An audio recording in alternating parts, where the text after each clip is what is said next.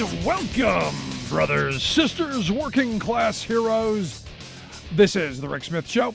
Thanks so much for being here today on the big program. Lots to get to, lots to talk about. Let's start with the House Democrats have moved forth on a piece of legislation to begin the budget process. The House has approved the $1.9 trillion rescue package that will put us on that path, if need be, in the Senate to use budget reconciliation to get this pushed through. Not a single vote from Republicans in the House. Now, again, this is one of these moments where this is where the rubber meets the road, and this is where it's important to then go, look, is this what we voted for? If you voted for, one of these Republicans in the House, one of the ones in the Senate, and we'll get to that in a second, the people who during the Trump years were willing to spend to keep the economy going, willing to spend to prop up Donald Trump, but not willing to help Joe Biden or the country now, you got to ask yourself, is this really truly about politics? Because look, Nancy Pelosi back at the beginning of this pandemic and all through it, was willing to get the Democrats on board with spending to keep people in their homes, to keep people in their jobs, to keep the economy from taking a total dive, from helping state and local governments, and not holding each other hostage. And this is a really important point here, because the Republicans already today have signaled that this is what it's going to be. This is going to be 2009 all over again.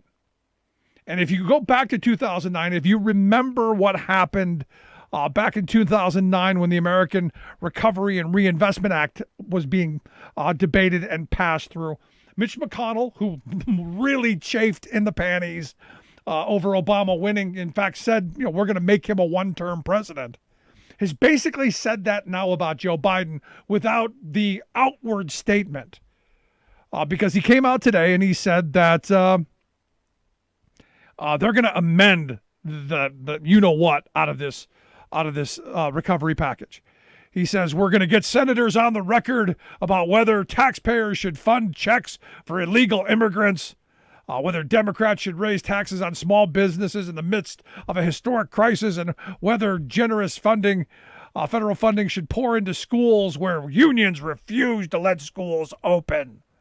He says this is just a small taste, which means they're going to do what they did back during the last Republican-created crisis.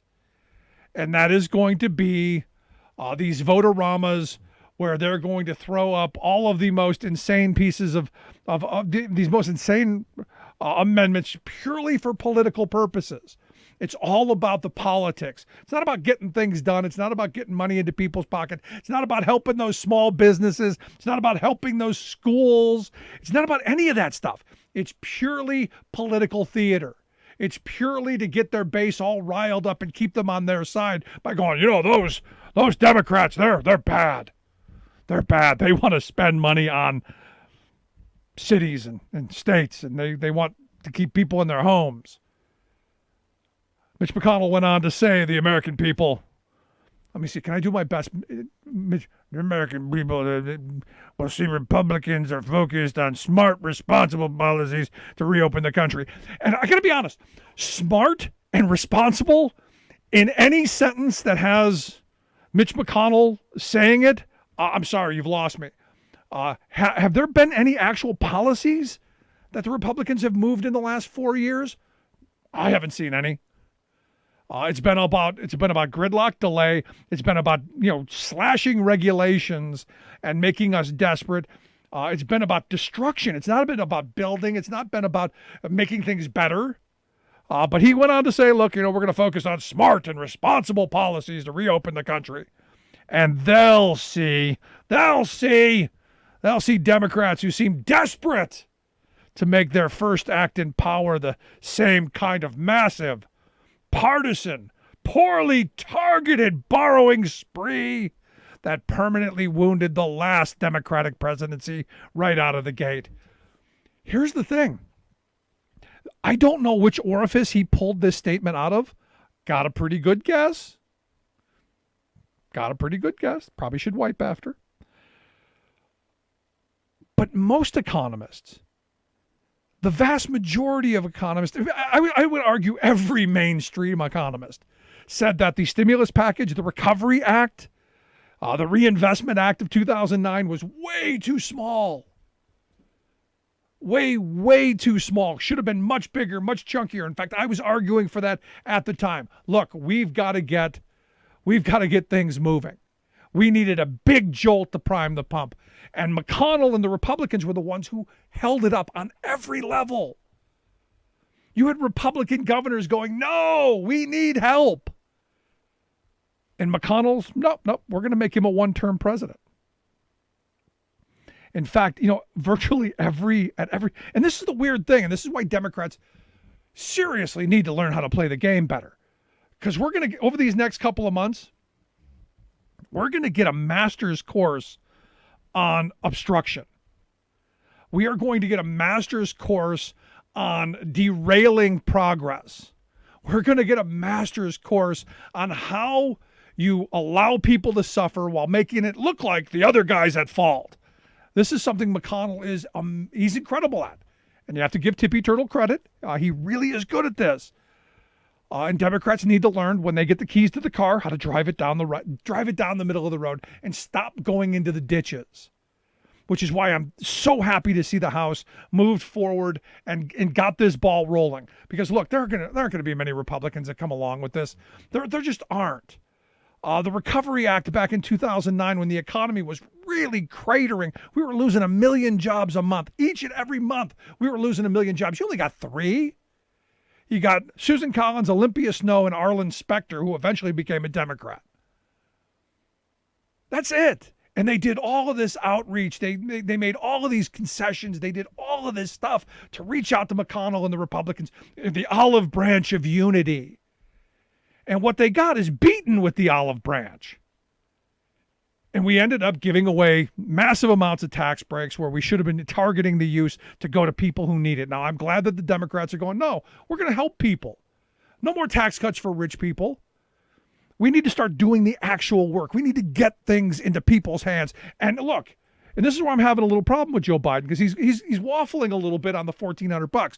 Well, maybe we can adjust it so it's just targeted to really low income people and stuff like. No, we need to get money into people's pockets.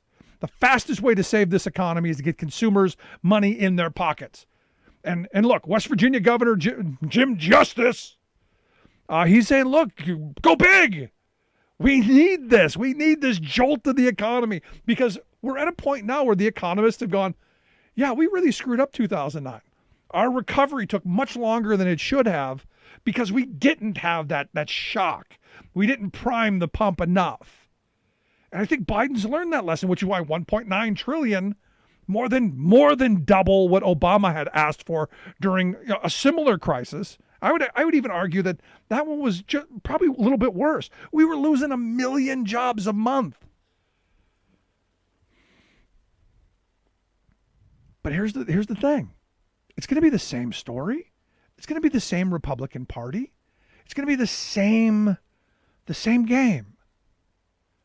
They're going to hold up gridlock and delay. This should have been done already. We need quick action. And this idea, and this is the problem that bothers me. He goes into this poorly targeted, borrowing spree that permanently hurt the last president.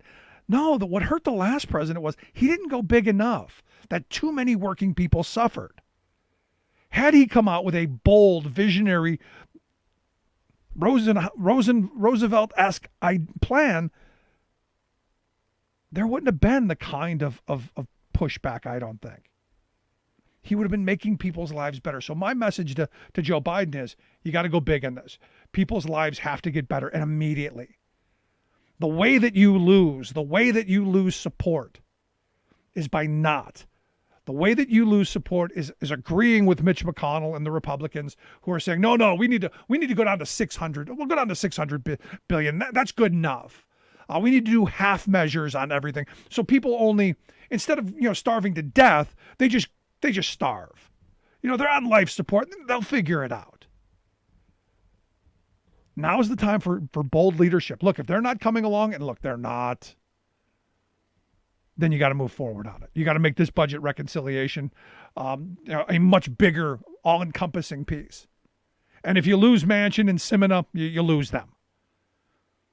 But you gotta move forward on something. So again, these next couple of weeks, days, weeks, going to be really interesting. And follow McConnell. McConnell is going to be, as I said, he's going to hold a master's class on how to hold things up. And the Republicans are united. This is the amazing thing. And Democrats are, they've splintered. Because you've got the conservative wing, you got Manchin, you got Simina, you got Kelly, you got Tester, you got Warner, you got a bunch of these that are like, well, we should be working together. We need kumbaya, we need unity. Where the Republicans are going, screw you, unity, no. And I'll give you an example of why that is. I think most reasonable, sane, rational, lucid people would say that Marjorie Taylor Greene is off her flippin' rocker. Doesn't belong anywhere near Congress, should have never been elected, doesn't belong on the Education and the Labor Committee, none of that. I think most reasonable people would go flipping crazy. Now, I've said from the beginning, I think it's stupid that Democrats are going to martyr her by having this vote tomorrow to take her off of these committees and try and expel her and do all these things. I think it's stupid to try and martyr her because it's exactly what she wants. But they've been backed into a corner like Democrats do by those who want blood instead of victory. And they're going to go forward with this. But the one thing that the Republicans are, they're united. And I said this the other day. If this were a Democrat, they would have resigned already. They would have resigned in shame, and they would have gone back, and they would have put their head down and been sad. Marjorie Taylor Greene got up today on the House floor, and half of the chamber applauded her. They applauded this woman. Kevin McCarthy is going to do nothing. He said, she's probably sorry. He claims that she recognizes now that her words have much greater meaning. And I immediately saw that statement. I go, am I missing something here? Did I hear that come out of Marjorie Taylor Greene's mouth? Did I hear her say, "Oh, gee, I'm sorry"? I don't think that someone should put a bullet in Nancy Pelosi's head. Oh, I'm sorry. Those people whose children are in a cemetery right now. I didn't really mean to call them crisis actors and say it was all a false flag. I didn't mean that. I was just caught up in the moment. I didn't hear any of that stuff. This kook still believes this stuff. But the Republican Party has rallied around her. Some of them are sniping. Oh, well, it's bad. But they're still rallying around her because, she's now the leader. And I say, and I said this from the beginning, Democrats have to stop doing the work for the Republicans. That albatross is around their neck. Let them wear that weight. Let her lead them straight into the dumps. Don't save them. Let them be who they are, and then label them who they are. Tell the American people who they are and let them see it. And let Marjorie Taylor Greene be the titular head of the Republican Party and the voice. And her and gun fetish Barbie, let them be the face and the voice of that party. Because it's who they are, man. Stop trying to save them. Stop. And you got Steny Hoyer, the House leader, who says he doesn't think that stripping her of her assignments would be bad precedent. He says he's been in Congress for 40 years. He said, I can't remember. I've thought about it. Any situation that I believe is analogous to what Miss Greene has done. Okay, she's a lunatic. Let them wear that. Stop trying to save them. Now, Nancy Pelosi, I think, did a good thing. She came out and said, look, sent out a press release labeling Kevin McCarthy as the Q from California. No longer an R. They're now the Q party. Because it is what it is. She says they've handed the keys over to Marjorie Taylor Greene. And good. Good. Because here's what this turns into. You're now martyring this woman who is making tons of money fundraising. because they're rallying around her. Her and Gun Fetish Barbie are making tons of money. Being the victim, being the martyr. Stop targeting them. Because what they're going to then do is they then turn around and go, well, and they're already doing it very predictably. The squad, that Ilhan Omar, she should be removed. She should go instead of our girl. Our girl's a good, blonde-haired, blue-eyed American. Not like that one over there. And this is what rallies the base. And what are we doing? We're not moving the legislation that we need to get moved. We're not turning the country around. We're continuing to rip ourselves apart. All the calls for unity are now gone because we're in this kind of a pie fight. And look, I know people disagree with, we need to hold them accountable. Look, I'm of the mindset right now, we don't have time for this stuff. We don't have time for fundraising and list building. We need to get some legislation moving. We need to get infrastructure bills moving. We need the headlines to read, Joe Biden helping families. We need the headlines to read Democrats investing in the future of the country. We need that stuff. We don't need this nitwit all over every front page being martyred so that she can then put herself out on the cross. And all of the evangelical Christian right-wing, God-fearing, gun-owning, flag-waving, Bible-toting crazy people can go, see, she's our girl. We're going to send her money. That's going to be the movement. So for me, the reality is stop with this. Get back to doing the work. Put the Republicans on the spot for not having any ideas, for not having any vision, for not having any policy. That's going to help the American working person. That's going to help our families. It's going to move our country forward. Stop with this stuff. Move an agenda. And then, as they own this, let them own it. Let them be who they are. And then just point it out. Seems pretty simple to me. Love to hear your thoughts. You can email me, rick@thericksmithshow.com. Quick break.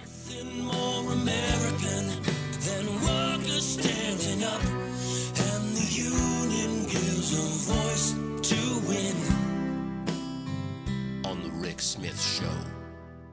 I'm Rick Smith, and this is Labor History in 2.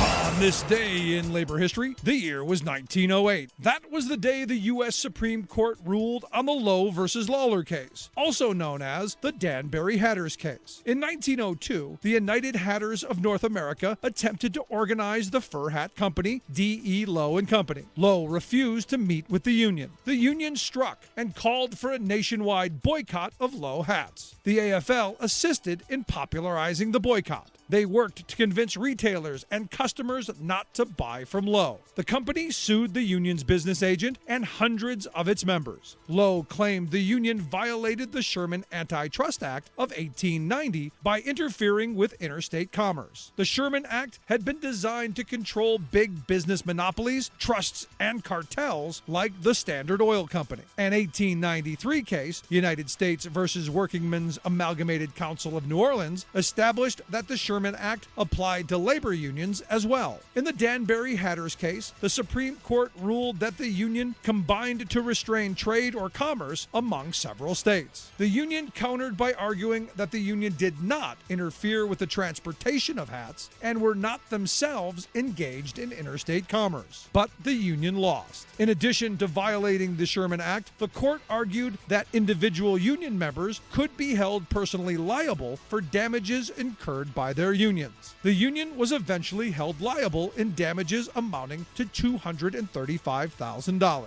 The AFL pushed back, demanding reforms in the Sherman Act. Partial reforms came with the Clayton Antitrust Act of 1914, but it would be another 20 years before the Norris-LaGuardia Act would exempt organized labor from antitrust injunctions. Labor History in 2 brought to you by the Illinois Labor History Society and The Rick Smith Show.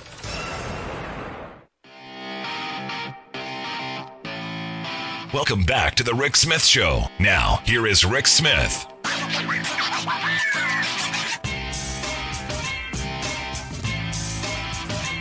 So as I've been saying, this whole thing with this Marjorie Taylor Greene, I think, is a major distraction. I think it's something that I'm hoping the Democrats move quickly with. I think making her a martyr is a bad idea, but we'll see. We'll see how this plays out. Here to share some thoughts on our latest bit of crazy in the Republican Party. I've asked our good friend Justin Hendrix to come back and share some thoughts. He's a volunteer organizer with the group Not Above the Law Coalition. Their website, notabovethelawor.org. Justin, thanks for taking time for us. Thank you, Rick. Thanks for having me tonight. So let's get your thoughts on this Marjorie Taylor Greene and all of this vote that's going to happen tomorrow. Is this an exercise you think that has to happen? Well, listen, I mean, it seems like it's going to happen one way or the other. I'm all about trying to hold extremists to account in Congress. And I think to some extent we have to separate what's going on with Marjorie Taylor Greene and the kind of broader effort to sort of hold extremists to account across the country, people engaged in QAnon, et cetera. But one of the things that's going on right now is that there are a lot of folks who work in the United States Congress who don't feel comfortable coming to work with their colleagues because some of these people hold such extreme views, and they're actually scared of these individuals. So I try to think about what that would mean for me if I had to go into work tomorrow with individuals that I had to be sort of, afraid of because they harbor such absolutely radical and insane views and have expressed those views on social media and various other places. Yeah, I got to be honest. I'm in that position every day, and I think most Americans are. And it's a matter of how do we deal with that? Do we go through this in every front? I'm in the mindset, and we can spend a couple minutes on this, that she's crazy. I think the mass of us believe there's something seriously wrong with her, but this isn't the Democrats' role to rein her in. This is the Republican Party saying that has to come out and say this isn't who we are. Why are we saving the Republican Party from themselves? Let them hang themselves. We've got work to do. We've got an agenda that needs to get moved. We've got an economy that needs to be saved. We've got a virus that needs to be addressed. We can't save the Republicans from themselves. Well, I mean, to some extent, we seem to find ourselves in this situation again and again and again, where the Democrats are essentially attempting to do the right thing, attempting to preserve the rule of law, attempting to, try to put back in place norms that have been cast aside by the Republicans, and really to try to kind of give order back to, our constitutional processes and to both parts of the Congress. I mean, it really is a shame that we're in this situation again and again and again. And, Marjorie Taylor Greene is representative of that. And to some extent, it's the same thing that's going on with impeachment, which I know we're going to talk about in a little more depth.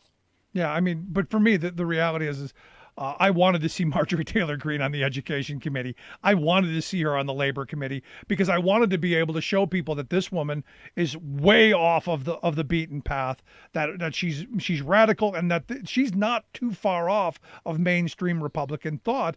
Because there are a lot of us talking about how do we bring some of those Trump supporters back to some bit of sanity? How do we build a coalition of people who want good governance, who want an economy that works, who wants our government to not be overrun by crazy people? I think you have to have those people on display and allow them, as my grandfather said, give you enough rope to hang yourself. We've got to be able to do that. I can see it both ways. I mean, I definitely think that, you're seeing a lot of folks leave the Republican Party in certain states. I mean, I read today that 10,000 Republicans have left the party in Arizona, for instance, which is, one of the state parties that has gone the most extreme. And, certainly that seems to be part of it, is that folks are responding to this absolutely, just reactionary, movement of the party towards the right. And Marjorie Taylor Greene is 100% a part of that phenomenon. And most regular people, center or left, or even center right, recoil from the sorts of things that she says. I think it's very hard for typical Republicans to look at someone like Marjorie Taylor Greene and to recognize that there's not something wrong there, that something needs to change. Yeah, how come we haven't heard enough of them come out and say anything? I mean, we've heard McConnell give a little bit of statement. You heard McCarthy say, something, but he's not going to do anything. How come we're not seeing a mass repudiation of this woman? And how come today we saw, as she was speaking on the floor, half of the party get up and give her a standing ovation? This tells us what's going on with the Republican base, what the real deal is. I mean, it absolutely is a key part of the problem. I mean, that these folks are invested in these ideas. No, you're absolutely right. But here's the thing, and this is where we're going to get out of this, because it's going to happen. We'll see what happens with the vote. We'll see where they go. The sad reality is whatever's going to happen tomorrow is only going to make things worse, I think, because the Republicans are going to go back after Ilhan Omar, and we're going to get into this kind of pie fight. And again, we'll see where this ends up while we're not moving legislation to help people in this moment of need. Let's move over to the impeachment. Next week, we're going to begin this impeachment process. The Trump folks have said that's unconstitutional. He's out of office. The Senate can't move forward and hear this. What are your thoughts? Well, I think that this impeachment is extremely important. Even if we don't get a conviction in the Senate for Donald Trump, it's hard to imagine that it hasn't even been a month since this siege on the Capitol took place. And just last night, we saw Joe Biden go to the Capitol to give respects to this officer who lost his life in that siege. We heard, Alexandria Ocasio-Cortez talk about the trauma she experienced in the siege. I mean, this is still a very raw wound that's open in this country, and something we haven't really dealt with folks who are so keen to move on and get on to the next stage of our politics. And I think this impeachment trial is very important, even if it doesn't deliver a conviction for Donald Trump for incitement to insurrection or incitement to violence. I think it's going to set the tone for how these events are remembered by history. The House impeachment managers are going to present a case. They're going to marshal evidence to the floor and the well of the Senate. And Americans are going to have to pay attention to it, because it will be on, wall-to-wall media coverage for a matter of days and possibly more than, a week or two.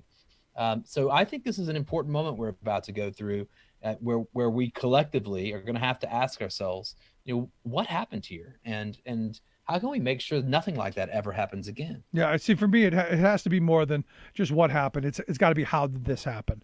It's for me, and I've been saying this all along since the day it happened. It's not about the people who wore the funny hats and smashed windows and defecated on the floor and urinated on desks and stole laptops. It's not only about them. It's about the people who riled them up. It's about the people who funded them to go to there, and it's the people who have been blowing the dog whistle, and then during the Trump years, the bullhorn, to get them to this point to where they believe these fantastical illusions and these fantasies that they were willing and felt entitled to, basically try to undo a certified election. I mean, the magnitude of this is huge, and then to do it in a way that they basically recorded and broadcasted their own treason. Well, I mean, two things. One, on the timeline, you're absolutely right. I mean, this goes back well before. I mean, Donald Trump started making claims about, Democrat voter fraud all the way back in 2016. But if you certainly just look at the how that grew in the summer of last year, he started to make those types of claims, early on. By August, by September, he was making them almost every time he spoke publicly. He was saying things to that extent. And he was also saying, I will not necessarily commit to a peaceful transfer of power, which ultimately did not occur, as far back as September and October of last year. And certainly, if you just want to look at the timeline of the 77 days from the election on through to the violence of January 6th, it was an incredible, just roller coaster up of movement from one false claim to the next false claim, from one ridiculous lawsuit to the next, and just an incredible cast of characters who are willing to go along with the president and really to feed people an extraordinary number of lies. And I mean, I rarely agree with Mitch McConnell, but for him to say, these people were fed a pack of lies and they acted on them, absolutely was the case. And the second thing is, you bring up the amount of evidence and the fact that there's so much video. This is something I've been looking a lot at over the last a couple of weeks at the scraped video from the website Parler, from the conservative social media site Parler, that was preserved by a couple of developers. And it is absolutely extraordinary. It's like a kind of user-generated panopticon of the day, just absolutely every possible perspective you can imagine on these extraordinary events. And you really can get into the psychology of these people once you've watched, hundreds and hundreds of these videos. And there's no doubt in my mind why those people were there. They were there because Donald Trump had told them that the election was being stolen from him, that their country was being taken, and that they needed to do something about it, and that doing something did not mean just talking. They needed to take action. Yeah, and that wasn't just that day in D.C. That was the entire time, and every state had their own little kangaroo court. Like here where I'm at in Pennsylvania, just down the road in Gettysburg, you had Rudy Giuliani and Doug Mastriano's little kabuki theater there in the hotel with no one under oath, with some of the weirdest, wildest claims, and a rambling speech from Donald Trump over the phone, which I found quite comical. But it did, in this area, it got people ramped up to where they were talking about, like as Lauren Boebert said, today's 1776. They were ready to get the muskets and charge the hill. Absolutely. And you connect this back to, to Marjorie Taylor Greene, to QAnon, and to some of the crazier conspiracy theories that the Republican Party has allowed to fester. And just to connect it, back to Pennsylvania and the potential violence there. I mean, it was what was it in Philadelphia where they arrested the two men who had driven to the polling site? I think it was at the convention center, with a threat of violence against the polling site.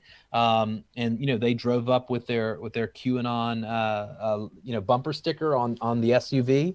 I mean, this has been a real problem, and the fact that Donald Trump has refused, going back now a couple of years, to denounce these conspiracy theories, and instead fed them by inviting their proponents into the White House, by kind of investing in retweeting dozens and dozens of times QAnon supporters and QAnon messages, by even giving people who spouted QAnon phrases the mic at his rallies. I mean, this was stuff that went on for months and months and months, and it's absolutely no surprise to anybody that looked at this stuff that there was violence as a result of it. Yeah.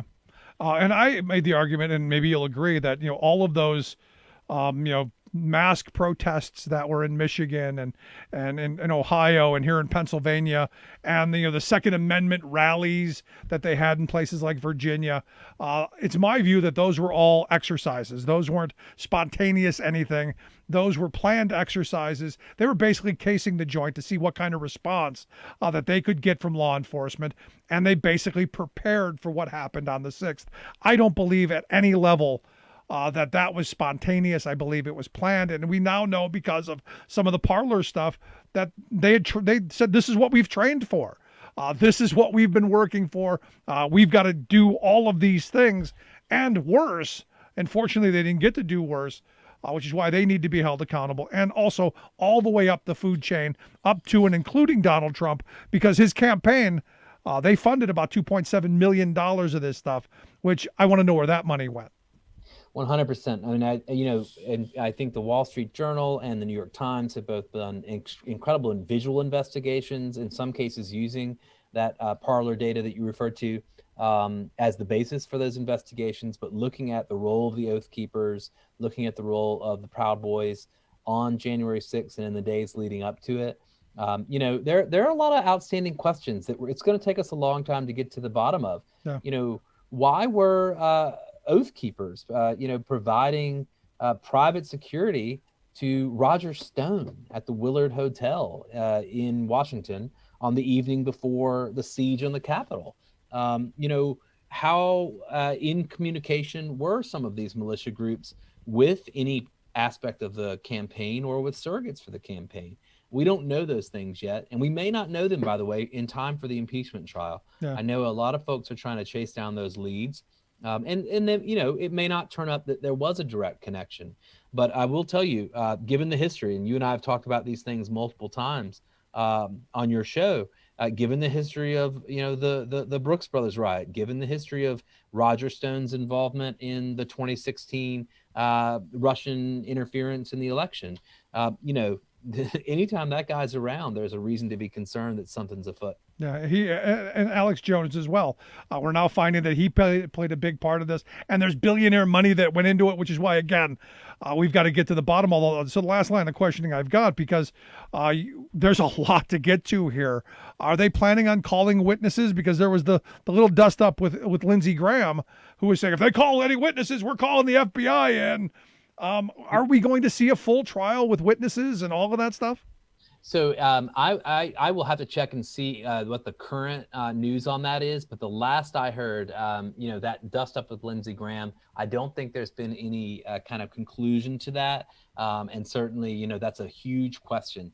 The House impeachment managers are going to come in with certainly an enormous amount of available evidence. They're going to have potentially testimonials. They're going to have, certainly a lot of audiovisual evidence. A big question is, will they call witnesses? And will they call people who were close to the president's orbit? I mean, one of the things that I keep thinking about is this phone call that Ben Sasse made to Hugh Hewitt's podcast. Maybe it was a day or 2 days after the siege on the Capitol. And, he recounted conversations he had had with folks in the White House who had told him what Donald Trump's state of mind was during the siege on the Capitol. And, if you go back and listen to that, and I would encourage your listeners for the first time, perhaps, to go and listen to Hugh Hewitt's podcast on January 9th and hear Ben Sasse talk about what the president's behavior was like during the siege. And it's absolutely extraordinary. Yeah. He wasn't calling for the violence to stop. He didn't understand why folks weren't as jubilant about what was going on at the Capitol as he was. Yeah, the story was he was gleeful. Yeah, absolutely. Yeah, it's scary, scary stuff. But as this continues, we'd love to have you come back and keep us up to date with what's going on throughout this impeachment, because I think it's important. I think it's necessary. We'd love to have you come back. Thank you, Rick. Good stuff. Our good friend Jordan Hendrix. Make sure you check out the work that he's doing over at Not Above the Law Coalition, notabovethelaww.org, the website. We'll get links out. Quick break. Right back. Stick around. You're listening to The Rick Smith Show. Remembering that united we bargain, divided we beg. Rick Smith.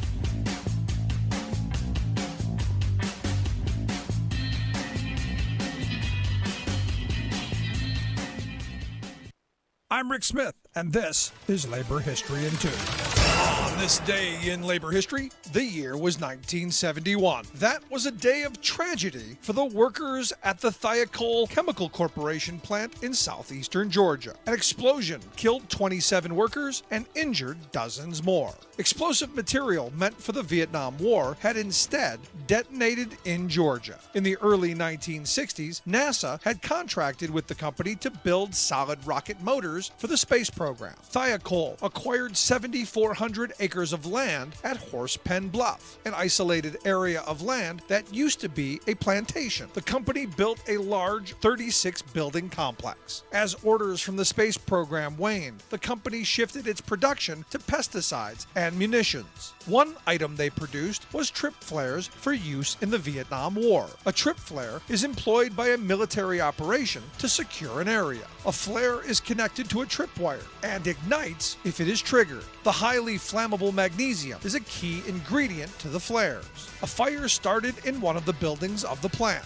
The employees were able to evacuate quickly, but they did not leave the area, not realizing the danger of a potential explosion. When the blast came, it could be felt as far as 50 miles away. Some of the victims were hurled 400 feet in the air. An investigation found that explosive materials had been improperly labeled and that the company's fire protection system was woefully inadequate, contributing to the loss of life. After a drawn-out legal battle, victims of the disaster won a federal lawsuit against the company for their negligence. The Vietnam War had taken an unexpected toll on the working people who gave their lives making trip flares for the battlefront. Labor History in 2 brought to you by the Illinois Labor History Society and The Rick Smith Show. For more information, go to laborhistoryin2.com.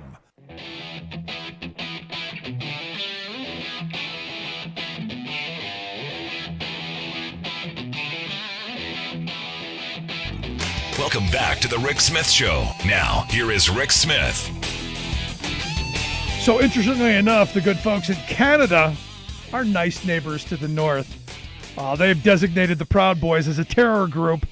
And I keep going, why haven't we done that already? I mean, all of those groups that Justin Hendrix just laid out, the 3 percenters, the Oath Keepers, all of them, we've known for a while. I mean, if you remember, they were talking about this during the Bush years, how right-wing extremism was rising during the Obama years. Janet Napolitano got skewered for saying, hey, we got all these white nationalist problems. Maybe we should be paying attention to this. And now they basically try and overthrow the country, and, now it's a problem. Or maybe not. Here to share some thoughts on where we are with Crazy Gate and our Q friends in Congress. I've asked our good friend Josh Holland to come talk with us. Josh is a contributor over at The Nation magazine. Josh, thanks for taking time for us. Yeah, thanks for having me, Rick. Appreciate that. So, Canada, going, hey, these are terrorists. Kind of late though, don't you think? I think that they have stirred up a hornet's nest that they're not really sure of. I don't think that they know what they've brought down upon them because, as much as the rise of the far right and the alt-right and these Proud Boys and all of these 3 percenters have been troubling to most of us, they have been underneath the radar of the national security apparatus until they went and sacked the Capitol. And, I think that that's really focused the attention of, law enforcement in a way that they've never seen before, or at least they haven't seen since the militia movement in the 1990s, when that whole issue became such an albatross for Democrats that they, by and large, stop talking about it. And what we're seeing right now, which is extremely troubling, is the conservative media are doing the same thing that they did 11 years ago when the Department of Homeland Security issued a report warning of the dangers of right-wing extremism. And what they did at that time was that they said that this was an attack not on extremists, not on violent extremists. This was an attack on conservatives, on all conservatives. And it's distressing to see them doing the exact same thing now that the, that law enforcement is starting to focus on these threats, these very, very real and serious threats. Once again, you're hearing this rhetoric that this is an attack on all conservatives. You saw this actually when during Joe Biden's inauguration, right, the aftermath of Joe Biden's inauguration. He said, look, violent, I don't remember the exact words, but he basically said, extremists and white supremacists are problematic. And they all, they took to the fainting couches and they said, well, why are you saying bad things about us? Oh, I would argue, Josh, that's who you are. I mean, if you're...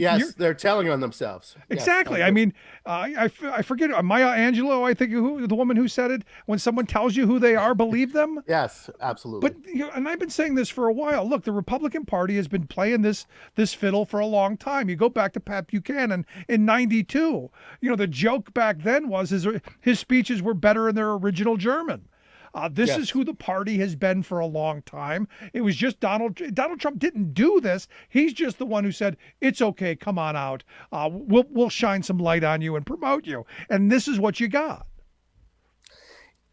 Yes. I mean, what Donald Trump did there was he brought out really the conspiratorial fringe, and he made that something that was mainstream and acceptable. And no longer was this something that was like a way for people who are marginalized and struggling and dispossessed and disenfranchised to come up with a way of understanding the misfortunes of the world.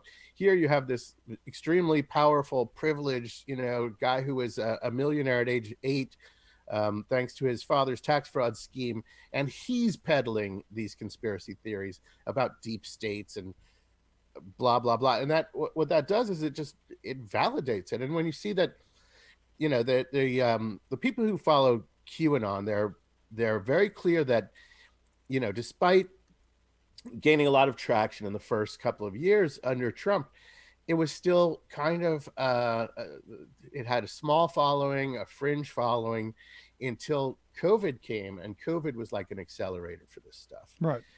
because it made people feel like there must be some larger explanation, something underneath must be happening for us to be experiencing this kind of national trauma. And the last year has been extremely difficult for all of us, right? I mean, I'm right there with you. There's no doubt about that. oh my God, yeah. But here again, I go back to what I said. When they tell you who they are, believe them.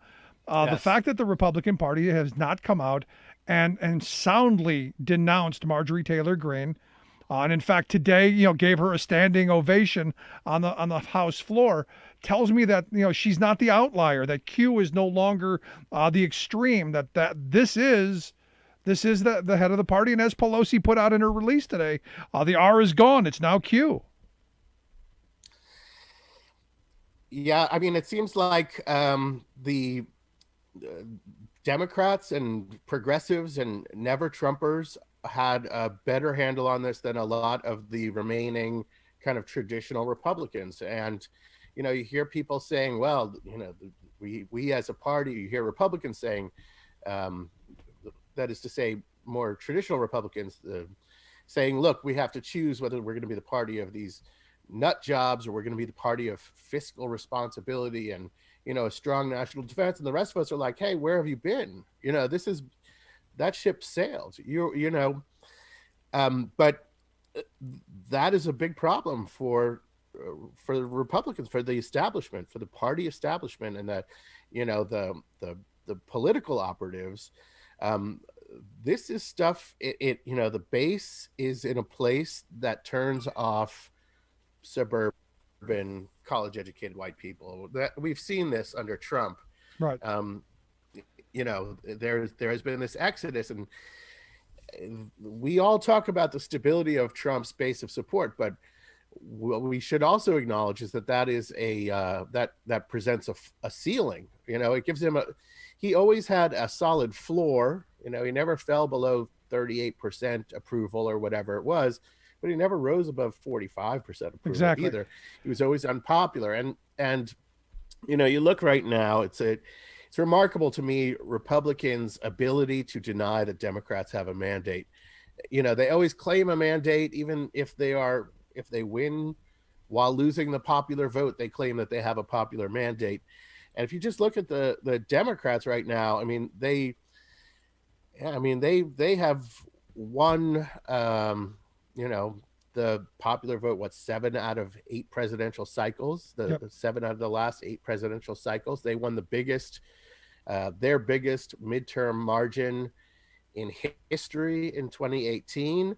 They flipped 2 red states and this year, and one with a popular vote margin of 7 million people. It's remarkable, the kind of scale of rejection. And what Republicans are doing is that they're doubling down on their strategy of entrenching minority rule, rather than trying to develop a more popular agenda and reaching out. And that's a large part because they believe that they can't do it against demographic headwinds. Right. Well, I mean, the reality is they don't have an agenda.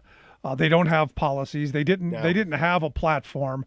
They literally had no platform in 2020. That's right. They didn't even bother. So, when Mitch McConnell comes out today and says that, they're going to basically gridlock the hell out of any budget resolution that comes through. He comes out and says that the American people will see Republicans are focused on smart and responsible policy to reopen the country. I can't even get that sentence out without laughing. And then he turns it and says, and they'll see Democrats who seem desperate to make their first act of power the same kind of massive, partisan, poorly targeted borrowing spree that permanently wounded the last Democratic presidency right out of the gate. Because he knows that we don't remember 2009 and how the Republicans basically held the country hostage to get what they wanted and limit the stimulus bill back then. But he's telling us right now they're going to do the same thing. They're going to gridlock, they're going to delay, and they're not going to let Biden get things done to help people because they know it's the only way they win.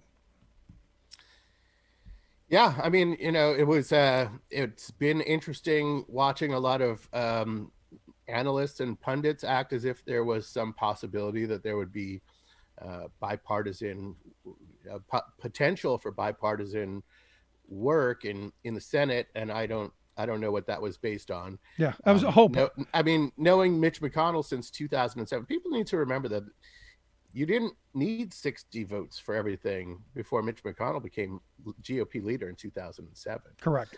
That was when he was the one who created that unofficial rule that in the Senate you needed 60 votes for everything. Before that, it was like the idea was that you would filibuster bills that you found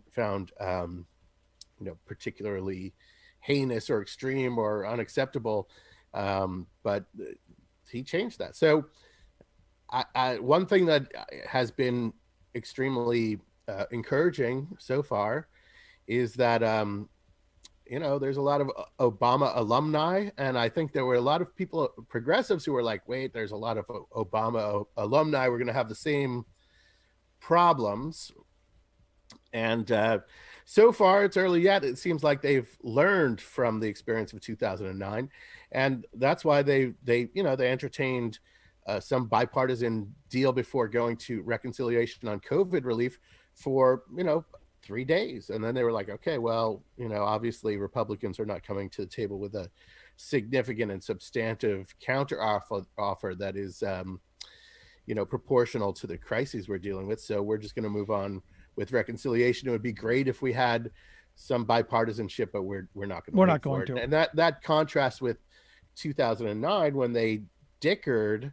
Republicans had 188 amendments in the Affordable Care Act before they all voted against it. Exactly. So that was a 9-month process of just negotiating with people who were going to spend the next 8 years, 12 years fighting to kill that effort, and they're still at it. Yeah, it still is the core tenet there. But here's the thing. There is a moment of unity. I think there could have been with this Marjorie Taylor Greene thing. I think you could have come out and said, look, what she said was reprehensible. She doesn't belong on the Education and Labor Committee, and this should have been done by the Republicans to save themselves. It shouldn't be the Democrats who are saving the Republican Party from themselves. And I think moving on that vote tomorrow is a horrible idea. I think you should just let them have their crazy person, let that albatross hang around their neck, and let them deal with it. But we're going to have this vote tomorrow, and it's going to be on partisan lines, and we're going to hear nothing about. All we're going to hear about is, well, what happened to unity, and then they're going to turn their guns on Ilhan Omar and all of the squad people saying the exact same thing, and we're going to continue at this really highly partisan divide. I mean, Rick, that gets us back to what we were saying earlier. They can't renounce they can't renounce Marjorie Taylor Greene. She is representative of a significant faction within their coalition, and it's not, this is not a fringe that they can just kind of corner out. I mean, they're too numerous. It's just too big of a part of their party at this point. And I mean, she's raising money off of this. She's going to have a huge war chest. She's probably going to, set up some sort of PAC or whatever she does. I would agree with you about tomorrow's vote. I am hoping that there is some, the House is a funny place, and once I hope that there are some Republican representatives who look at their districts and their own interests and maybe the interests of their party and vote with Democrats tomorrow. But the one point that I would make is that I understand your instinct, but I mean, these people have to sit in these committees with these lunatics, and I understand not wanting to do that, and I understand not wanting to make the House of Representatives any more of a clown show than it has to be. And that's really what, this comes down to. No, I mean, for me, putting her on the Education Committee and the Labor Committee tells me exactly what Republicans think of education and labor. I mean, it's the messaging, it's the symbolism. And for me, if I'm on that committee, anytime I talk about the need for public education, I go, Exhibit A, right here. Here she is. This is the reason we need better education. Here she is. Yes, look at our colleague. This is a walking, talking argument for better public education. I agree. Exactly. I agree. But look, these people are legitimately afraid of these people bringing in guns, and I mean, it's just a very extreme situation. We're not. Yeah. Welcome to everybody else's life. It's hard to be on the outside. Yeah, that's true. Welcome to everybody else's life. It was funny because AOC was saying that her young staffers, and she is of course very young herself, kind of knew what to do because of school shooting drills. They've all had school shooting drills.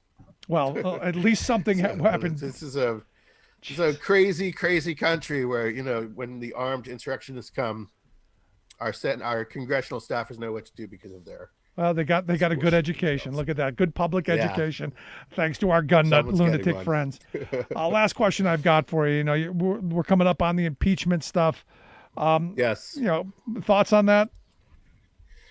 I almost wish we didn't have to do it, but we have to go through with it because there is no basically, if you don't pursue impeachment, whether they, I don't expect a conviction, of course, you're signaling that there is no impeachment. You're writing it out of the Constitution. In other words, if inciting a mob, if attempting to pull off a coup, and it was a coup attempt, and then inciting a mob to storm the Capitol is not enough to get you impeached, then the president is above the law. I think I've always, and I think that we even talked about this a year ago during the first impeachment. There's short-term political calculus, and then there's the deterrent factor, and the signal it sends to even other countries, where it says, look, I mean, we have to draw certain lines in the sand here, and we can have very fierce fights about all sorts of issues, but when it comes to attacking the seat of government and attacking the peaceful transition of power, that's a line that even if Republicans are not willing to draw that line, America is. No, there will be consequences. While I think the Marjorie Taylor Greene fight is one that we really don't need, this one absolutely is. This is really about who we are. You're right. Yeah. Josh, yeah. I appreciate. I would prefer to see him convicted. Oh, me too. If prosecutors can make the case, I don't believe in political convictions, but if there's a case to be made and prosecutors can make that case, I would like to see him. I'm right there with you. Yeah. Josh, I appreciate the time. As always, good stuff, my friend. Thank you, brother. Good stuff. Our good friend Josh Holland, contributor over at The Nation. Check out his work. We're going to take a quick break. Right back. Stick around. You're listening to The Rick Smith Show. Remembering that united we bargain, divided we beg. Rick Smith.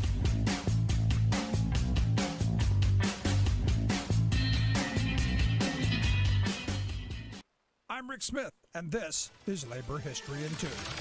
During the past year, there have been many stories of students walking out of public schools to protest the practices of community policing. This tactic has deep roots in the civil rights movement. On this day in labor history, the year was 1964, which saw nearly 500,000 African American and Puerto Rican students in New York City participating in a one-day school boycott. In addition to nearly half of the public school student population taking to the streets, thousands of demonstrators staged peaceful rallies across the city, gathering at the Board of Education, City Hall, and Governor Nelson Rockefeller's Manhattan office. The purpose of the boycott was to protest segregation and the poor conditions of many schools in black neighborhoods. Bayard Rustin, one of the main architects of the 1963 March on Washington, helped local parents and community groups plan the highly successful event. The massive action drew attention from the national media. The boycott's coordinators approached the United Federation of Teachers, the city's teachers' union, for an endorsement of the action. The union, however, declined,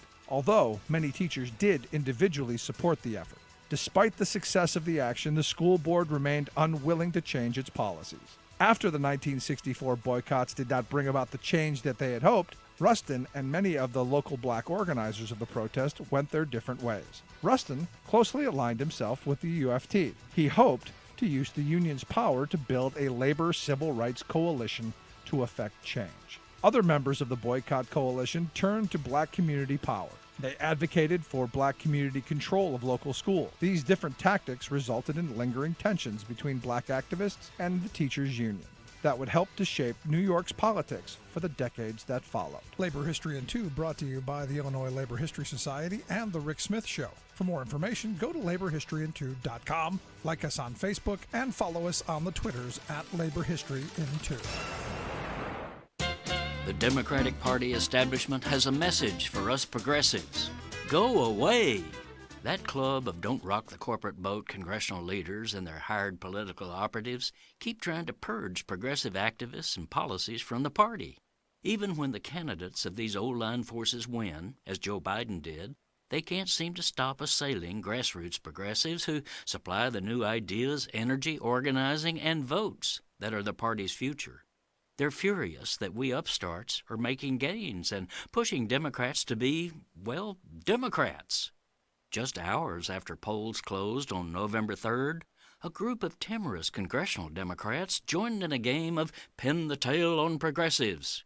They wailed that our demands for such egalitarian policies as Medicare for all, a Green New Deal, and criminal justice reform, quote, scares voters, and caused 8 centrist Democrats in swing districts to lose their House seats. One of the leading complainers, Representative Jim Clyburn, even insisted that those pushing a People's Democratic agenda would be the death of the Democratic Party. If, quote, we are going to run on Medicare for all, socialized medicine, we're not going to win, he proclaimed. Never mind that we taxpayers already provide socialized medicine for him and his colleagues. And never mind that he happens to be a top recipient of political cash from pharmaceutical profiteers, he is also wrong. Every single swing seat House Democrat who endorsed Medicare for all won re-election, tweeted Representative Alexandria Ocasio-Cortez on November 7th. Every single one.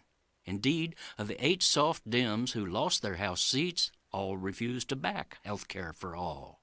This is Jim Hightower saying, polling shows that 72% of voters favor changing to a government-run health care plan. There's the party's future. Hightower's commentaries are brought to you by the Hightower Lowdown, the monthly newsletter with Hightower's take on what Wall Street and Washington are up to. For information, visit hightowerlowdown.org.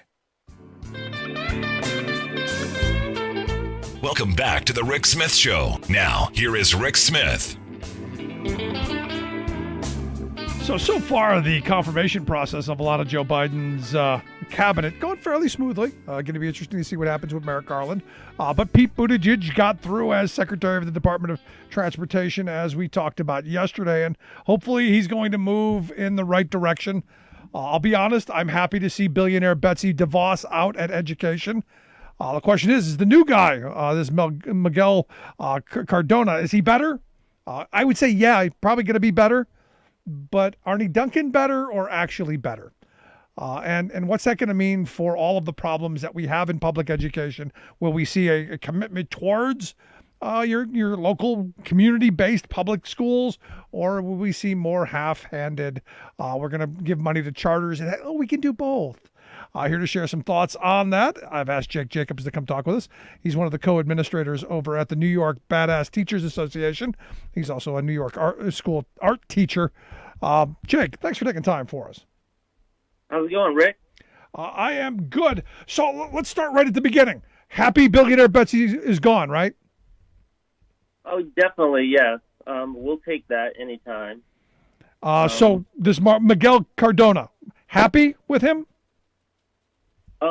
Well, there's kind of a mixed bag. Generally happy. Vast improvement, no doubt.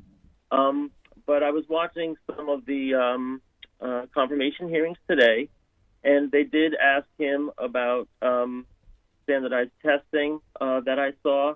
They asked him about reopening schools. And so, I'm pretty sure that there's some areas that, the public school on the ground rank and file teachers probably disagree with him. But I think, one thing we're not going to have to worry about is defunding schools or vouchers and, diverting money to religious private schools. So there's a couple of things we can be relieved about and a few things that we have to fight on. Right. No, and that's a good start. But then you start coming down to, okay, we got rid of the evil one. But did we get someone like, like Arnie Duncan, who was Obama's guy, who I would argue wasn't great? Did we do better than Arnie Duncan should be the next question. I think so. I think there was a lot of lessons learned. During the Obama administration, I think Obama kind of was asleep at the wheel and he just farmed it all out. And, a lot of my research shows that, the transition team right from the beginning in 2008 was steering these ed reformers into the position. And Arnie Duncan was certainly a charter school fan and standardized testing.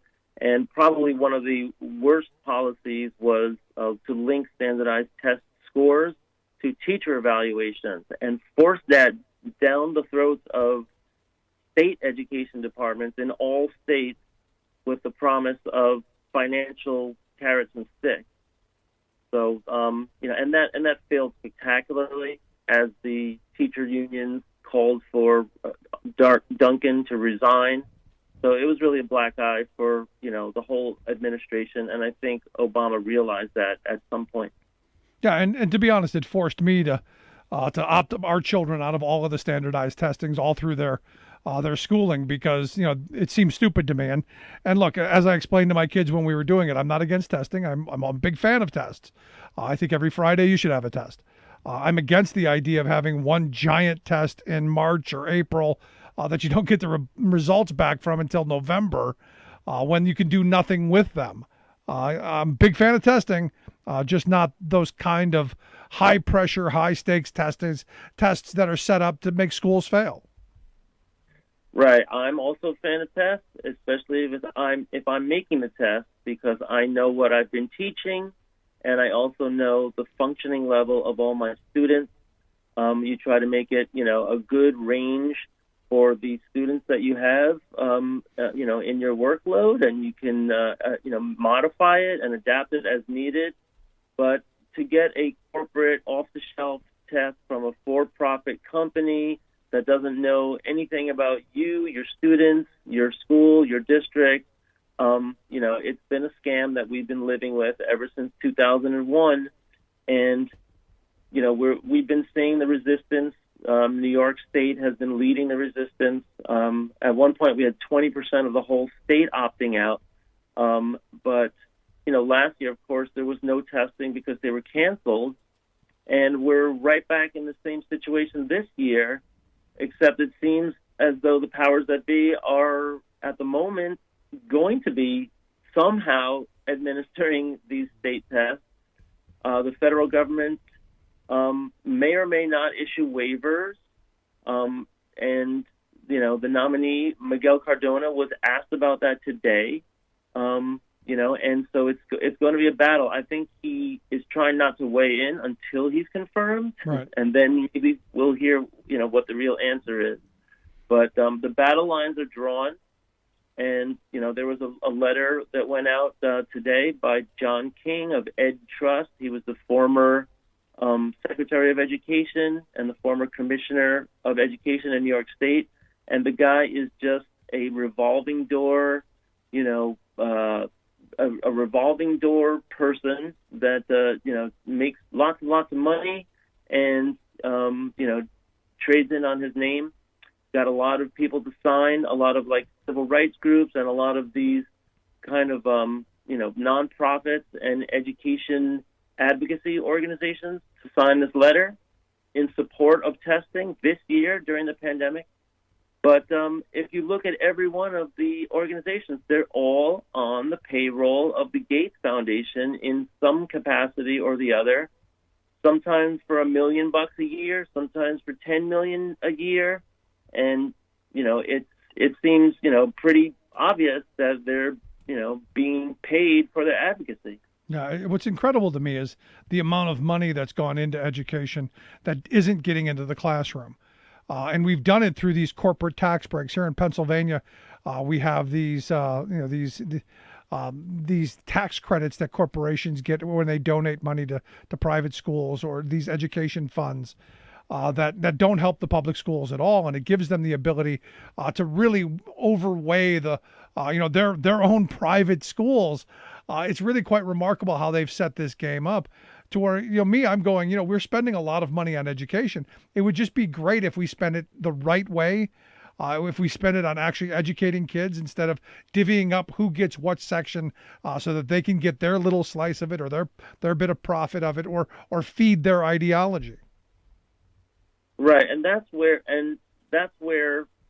people, I don't think, really know. I mean, we've been hearing about the same kind of battle on both sides for a long time over standardized testing and charter schools. But the thing I think people need to know more about is these federal tax break programs that not only give huge incentives to Wall Street hedge funds and individual billionaire donors, that when they invest in charter schools, expanding construction, expanding financing, that they're actually making a fortune. And people don't realize that. They don't really, they think of it as philanthropy. But I wrote an article recently about this, and there's a couple of programs where the really rich can get even richer, and it gives a very unfair advantage to charter schools over public schools, in terms of expanding schools in areas, and they're purposely looking for areas where the public schools are on the ropes, Yeah, and they're on the ropes because you've starved them of resources for decades, which is why, look, I don't blame an inner city mother falling for a charter school, saying, "Hey, look, we've got shiny doorknobs. Send your child here. We've got uniforms. We've got discipline. We've got there's all of these opportunities." Instead of that, that asbestos-filled, mold-filled public school that hasn't seen any investment in the last 30 years because you don't have the tax base to do it. I get it. I get why they would be swayed by that. And this is and for me, it's an ideological thing that I believe that they're doing this. They've created this Hunger Games scenario where really you got one choice, and that isn't even a good choice. Yeah, and now more than ever, we realize that the old school buildings, right, the pre-war buildings, and these inner city buildings that have really been neglected, they're the ones without any mechanical ventilation. And, charter schools are more likely to be newer buildings or upgraded buildings in any case. And, these are the most unsafe working environments now because you have to rely only on open windows. And that's like my classroom in the Bronx. We have absolutely no ventilation, and we have to open the windows. And when it's 20 degrees out, it's freezing inside the classroom, and you're in there with gloves and heavy coats and sweaters, and you can't get anything done. It's like everybody's shivering, and it's a joke. So, we look at that now, and we have to realize that, it's really a long-term problem that these schools don't have ventilation. They don't have clean air. They don't have filtration. They don't have, the same, healthy, filtered air that newer buildings have. And that directly contributes to long-term breathing problems, long-term, lung issues with young kids and anybody that works in those buildings. They call an area of the Bronx Asthma Alley. And, it's not uncommon to see, young kids, middle school kids with inhalers walking around. And it's been like that for a long time. Yeah. But here's the thing. The question then becomes, where do these kids fall on the socioeconomic ladder? Because most of the people that I know who live in very affluent suburbs and even solidly working class suburbs, they would never tolerate that for their schools. Which is why you don't see a proliferation of charter schools really in the suburbs. This seems to be something targeted to poverty-ridden areas, to inner city areas, to communities of color. More than you see them in other places. And that's just my opinion. You can correct me if I'm wrong, but that seems to be what's happened. We would never tolerate that stuff in our neighborhood. So I question why we would tolerate it in places where there are kids who are struggling to get the education, or, as you pointed out, living on Asthma Alley just because of where they fall on the socioeconomic ladder. Right. Well, that's kind of the great untapped landscape for the charter school people, is to try to expand them out of the inner cities. But, you know, in most suburbs and exurbs, the public schools are fine. Yep. I mean, you know, it actually adds, you know, values to the home prices in the area. And, you know, usually you have, you know, really good teachers and really good administrators there, and parents are very happy. And so there isn't much chance there, but they have been trying to expand into rural areas, and you know, they use, you know, the same, you know, rationale that we can do a better job than the public schools, and they use the standardized tests as the measure, you know, where you're not looking at a lot of other factors. Yeah, but here's the thing, Jake, if I could stop you there. It's my understanding, and again, you're the expert here, correct me if I'm wrong, they don't do that much better on the standardized test.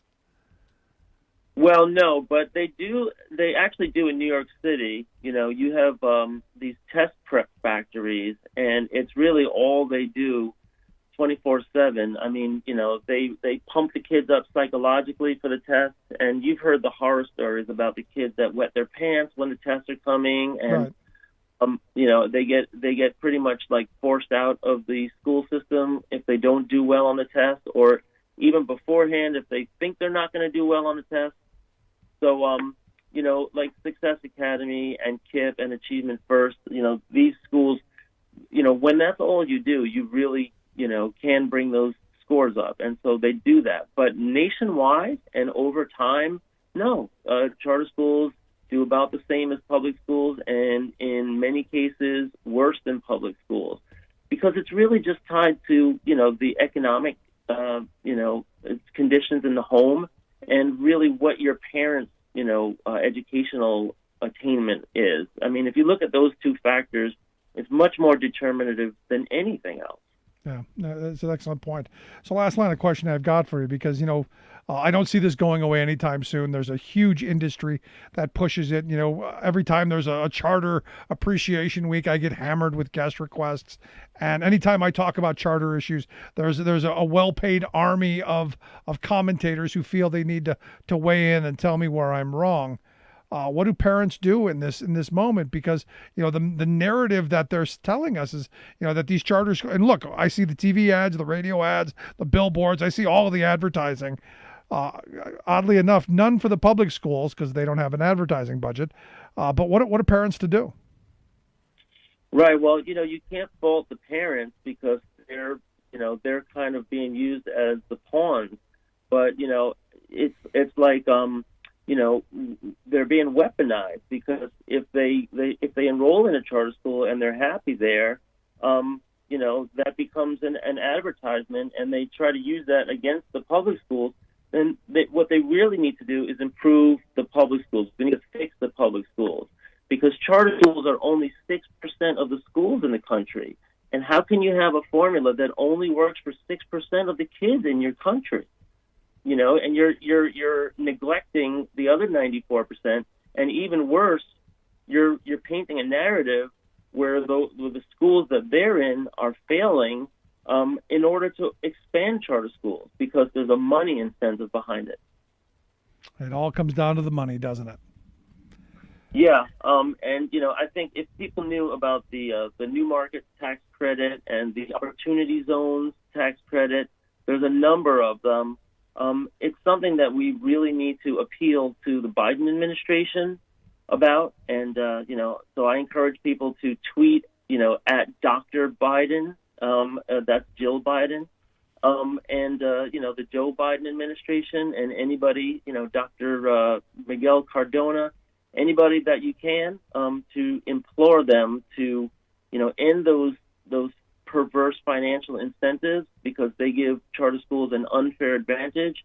Instead of just fixing and funding the public schools, we'd all be a lot better off for it. Yeah, I mean, the reality is, you know, again, I use a lot of one-liners my grandfather used to throw out, and the one he always used to say, if a rich guy's going to take a buck out of his pocket to tell you you need something, you better spend two, or to tell you don't need something, you better spend two to get it. And public education is one of those things we better be spending a couple of bucks on, because we got a lot of billionaires, Gates, Broad, the Waltons, a bunch of billionaires, Zuckerberg, the whole list of them, pushing these silver bullets when we should just be investing in our local public schools and making that the best choice. To me, that's the way forward. But Jake, I appreciate the time, the piece. We'll make sure we get it out so people can take a look at it. I appreciate your time. No problem. Always fun. Thanks a lot, Rick. Good stuff. Jake Jacobs, co-administrator in New York Bats. His piece on the charter schools exploiting tax breaks, we'll get that out so people can take a look at it. Quick break, right back. Stick around. You're listening to The Rick Smith Show.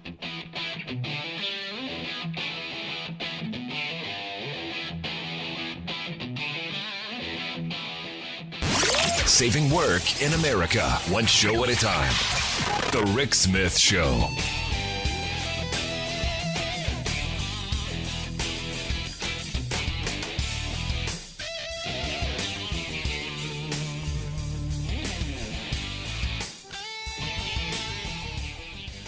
I'm Rick Smith, and this is Labor History in 2.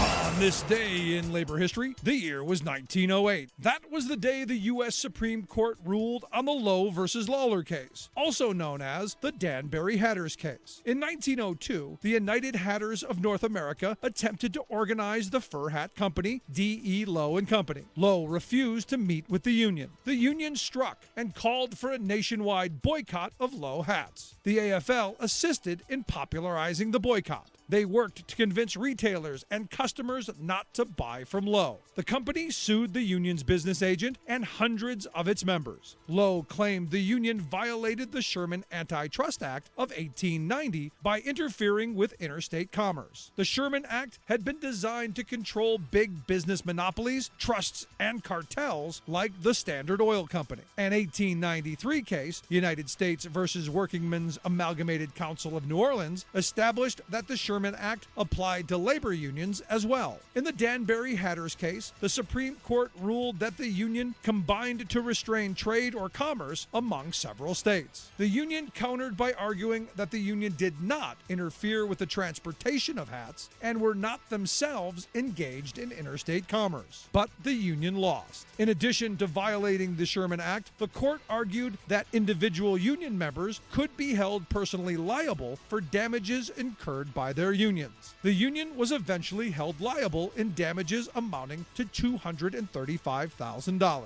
The AFL pushed back, demanding reforms in the Sherman Act. Partial reforms came with the Clayton Antitrust Act of 1914, but it would be another 20 years before the Norris-LaGuardia Act would exempt organized labor from antitrust injunctions.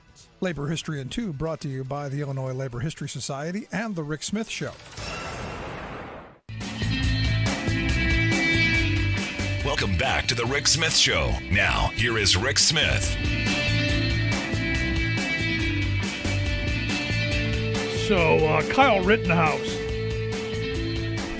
the 18-year-old who decided to go from Illinois to Wisconsin and gun some folks down there in Kenosha, gets out on bond.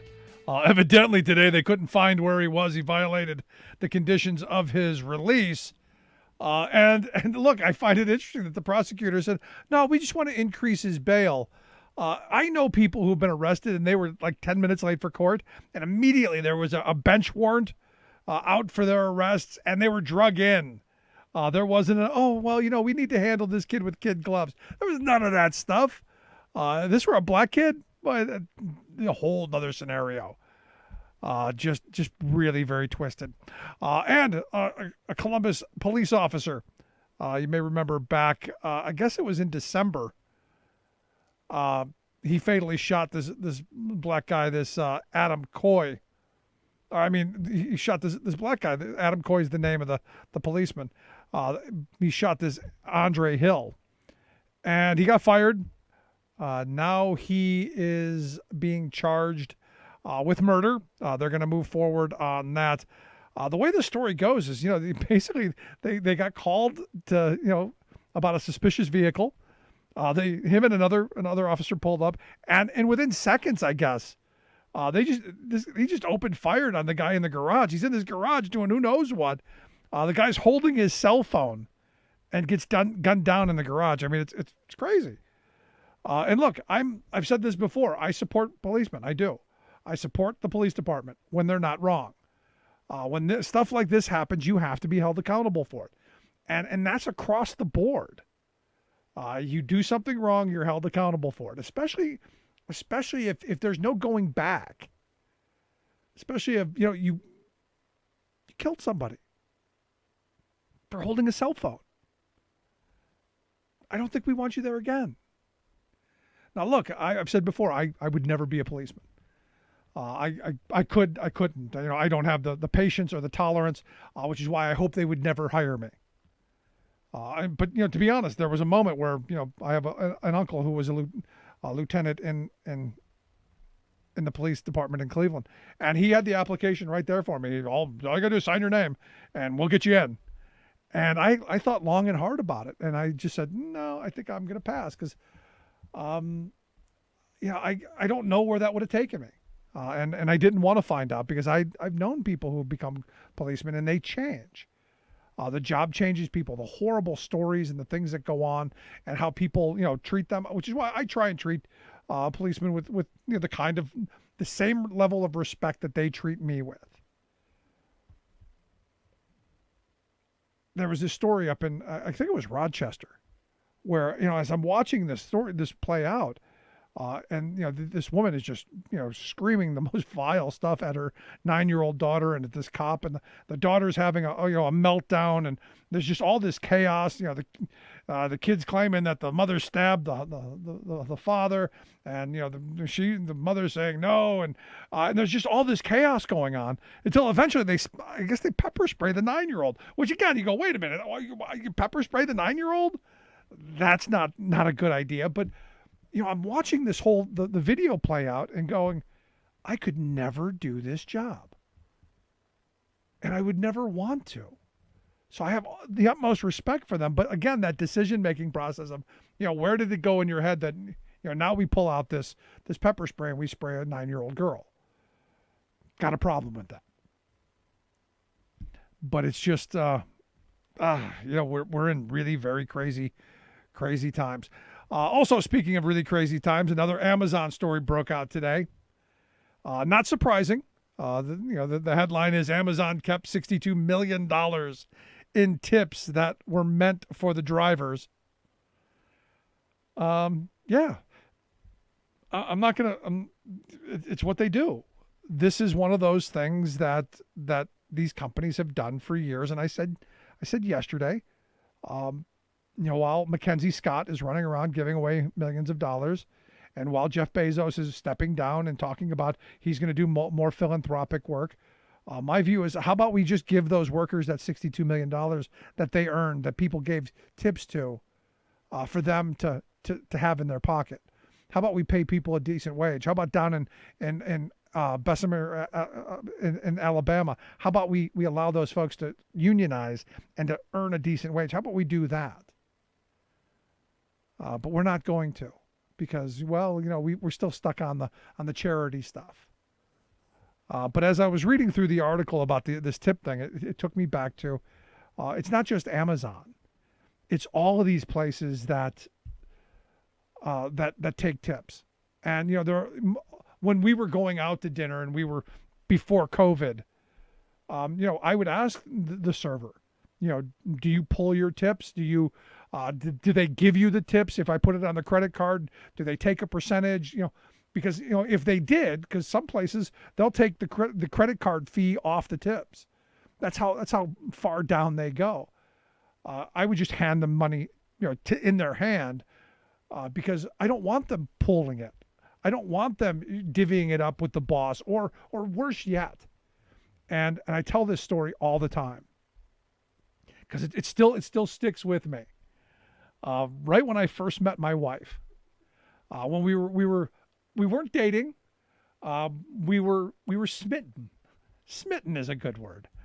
I had taken the kid that I was a big brother to horseback riding, and she was working as a volunteer in a place that gave horseback rides. So we had been talking. She said, "Oh, you should bring him up, and we'll go on this ride." And so we went on this great ride. And I, as much as I hate riding horses, I still had a good time because I was following her along the path. And there is that.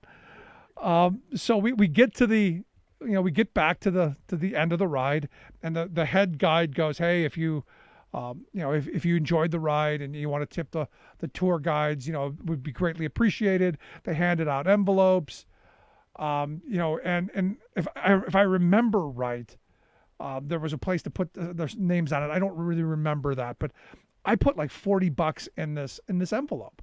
I'm figuring, I'm gonna, I want to be somewhat impressing. I want her to go, "Hey, hey, I might want to date this guy, maybe." Be a big shot. And it wasn't for a couple years later that, I kind of asked, I go, do you remember that? And she's like, "Oh, we never got that tip money. That tip money went to the employer, and they claim they used it to give the paid guides vacation. So we never got any of that money." And I've been ticked I've been angry about that for gotta be 20 years now. Yeah, I mean, I've been angry about this for a while, which is why, again, when this tip stuff comes up, I gotta know if these people who I want to tip for doing a good job, if they're actually getting it, or like Amazon, they're getting screwed out of it. So the reason I share this is because I think we as consumers, we as patrons, we should know where that tip money goes, and we should know if employers are pocketing it. And we should shame the hell out of the ones that do. And I don't remember the name. I think it was like Appalachian Trail horse riding or whatever the hell it was. But horrible on them. Is what it is. I'd love to hear your thoughts. You can email me, rick@thericksmithshow.com. I'm going to take a quick break. Our good friend Bob Ney going to be back. Stick around. You're listening to The Rick Smith Show.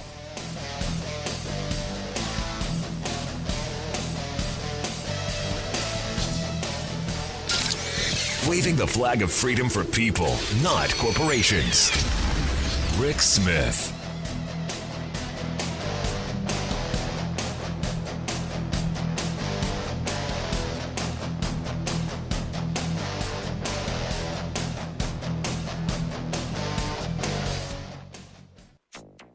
Where GM forges a path, Chevrolet, GMC, Cadillac, and Buick will follow with electric vehicles that help put everyone in an EV. General Motors to phase out internal combustion engine vehicles by 2035.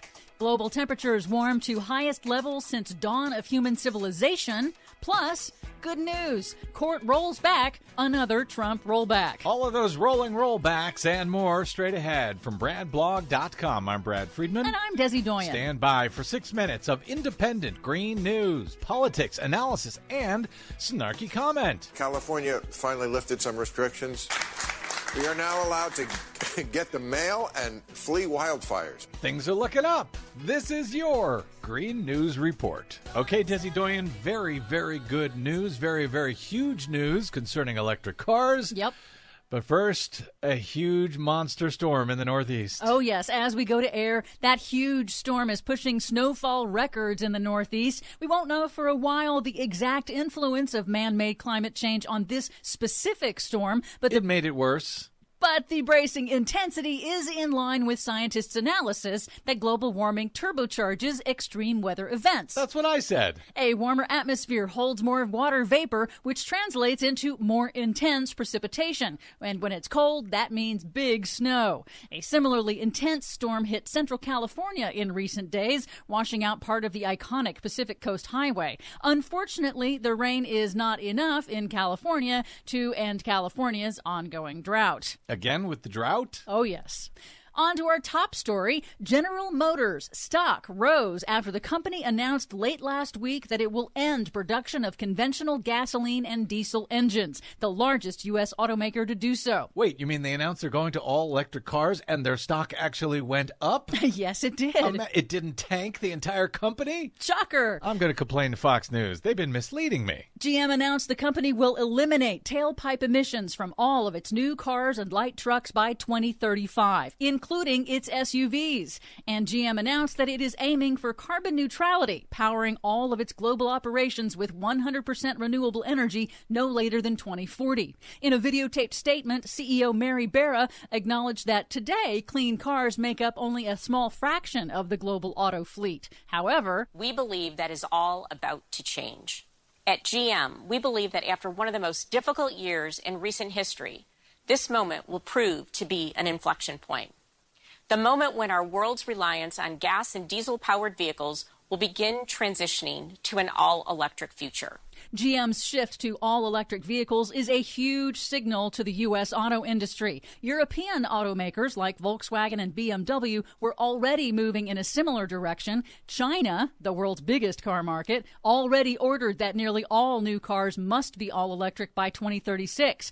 Transportation accounts for about one-third of U.S. annual emissions and is a primary source of toxic air pollution. So transitioning to all-electric cars will have tremendous impacts on reducing emissions and saving billions of dollars in avoided public health costs. It's one-third of our total emissions, but it is the largest single source of emissions, correct? Yep. So this will make a huge difference. Oh, yes. And important to note that a recent MIT study confirmed previous research showing that in all cases, regardless of whether an electric vehicle is charged by renewable energy or fossil fuels, EVs are cleaner and greener than gas and diesel cars. Thank you for clearing that up. And the climate impact matters because a new study on Monday concluded that global temperatures are now at their highest levels since the dawn of human civilization.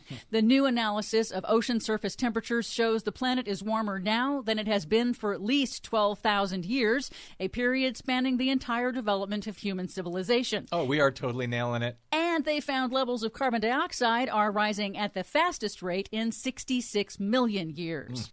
Good news for Puerto Rico. The Biden administration announced Monday it will release $1.3 billion in aid that had been appropriated to help the island rebuild after Hurricane Maria's devastation more than 3 years ago, but the Trump administration had withheld it. The Biden administration is also in the process of removing new restrictions on an additional $5 billion in aid for Puerto Rico, restrictions that former President Trump put in place just hours before leaving office. So he's been blocking billions of dollars from going to Puerto Rico for any particular reason? You got me. Other than he's a jerk?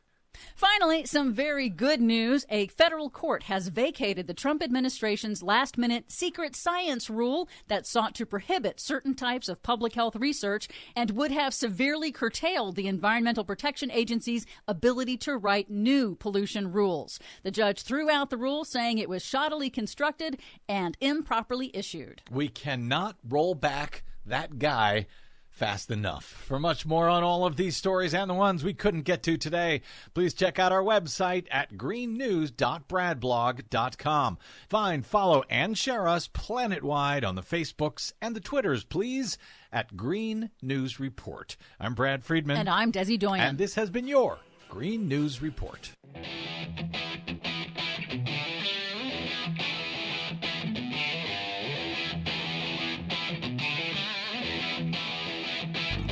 Welcome back to the Rick Smith Show. Now, here is Rick Smith.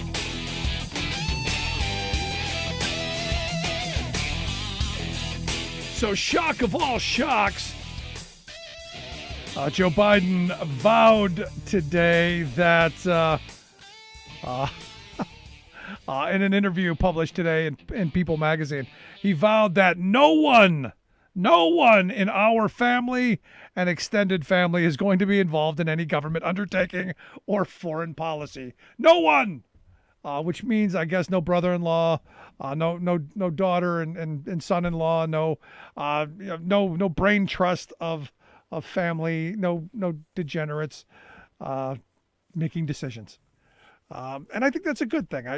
To me, I'm like, wow, I don't think you had to say that because I assumed it, but good on him. Anyway, here to share some thoughts on, well, the big top news of the day. Q Queen, crazy Marjorie from Georgia. I've asked our good friend Bob Ney to come talk with us. Bob's a former Ohio congressman and one of my favorite political analysts. Bob, thanks for taking time for us. Oh, thank you, Rick. So your former party now evidently being labeled the Q Party.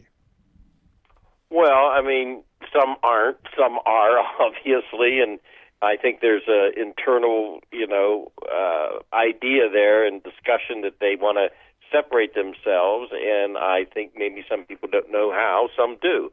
I think Mitch McConnell obviously came out, swinging on it, and they're going to have to see where they want to be on it. I mean, they've just got to denounce it. The conspiracy theories, the pedophile child-killing theories, everything else, it's just needs to be not part of the Republican Party, and they're going to have to decide how they want to deal with it. Yeah, well, I guess tomorrow we'll see what happens with the vote because the Democrats, I think, are trying to save the Republican Party by ousting her off of the Labor and Education Committee, of which I think is a bad idea. I think they should have left her there. And, to steal a line from my 14-year-old son, she's not worthless. She serves as a bad example. Well, if she apologizes publicly before the vote, then I think that the Democratic side, she's done it privately, but if she does it publicly, then I think the Democratic side will have to rethink it, only because of the fact of Congresswoman Ilhan Omar and her apology publicly, which is what kind of saved her, from any type of repercussions. Now, if they do this, then it's the Democratic side moving on her appointments in the committee, which, frankly, I don't know. If I was the Democratic side, I would let the Republicans sit there and be forced to make that decision as they did on Stephen King versus me making it for them. Yep. Personally, I mean, they're in the long run, they're sparing, even if there's a vote, they're still sparing the Republicans that decision. McCarthy, in particular, who wants to be Speaker if the House reverts over in 2 years. See, that's my point exactly. Why are the Democrats saving the Republicans from themselves? Leave that albatross around their neck. Let them deal with their headaches. And how about you go and do what we need to get done to move the country forward? Right, and truthfully, if you look at it, it is a decision that the Republicans should make. And the danger that is here is if somebody then on the Democratic side says something that somebody perceives to be the wrong thing and builds a case and the media runs with it, then they'll be having, to make that decision or not on their own side, which is then them making the decision, if that makes sense, yep. Versus the Republicans saying, we don't like what was said, look what horrible thing was said now, we're going to vote. Well, they're the minority, they can't. So that would be back in the Democrat lap. Yeah, but here's the thing. The Democrat would have resigned by now. Mm-hmm. I mean, I think they would have apologized, as Ilhan did. Right. Now, do you really think this Marjorie Taylor Greene would apologize? Do you think she's apologized privately? Because I look at her and this is who she is. I mean, I think the Democrats are making a martyr out of her. I don't see her backing up on this because, she's got to be cashing in, to use a Trump term, bigly. She's got to be making tons of money off of I'm being martyred. She made $85,000 in 24 hours, is what I understand. That's it? She made. Yeah, and in 24 hours for a congressional seat, that's probably a decent amount to make, in 24 hours, since she's not, presidential. But I'm just saying, I think she did apologize from what I read privately, but she won't do it publicly, which is what they need done, and then it matches some previous cases of members who have said some things that were just, way off course. We'll see if any Republicans do vote to have her ousted from her committees. Personally, I said from the beginning, I want her on those committees. If for no other reason, I can say, see, this is what the Republicans think of education and labor. They put this kook on it because this is how little it means to them that they would put her on these important committees. And she serves as a bad example. We needed more education funding because look what we're stuck with. Mm-hmm. I mean, there is a fine line here, too, And I think the verbiage tomorrow is important by the Democratic side because you have to be careful, I believe. People sent her there. People send people from their districts.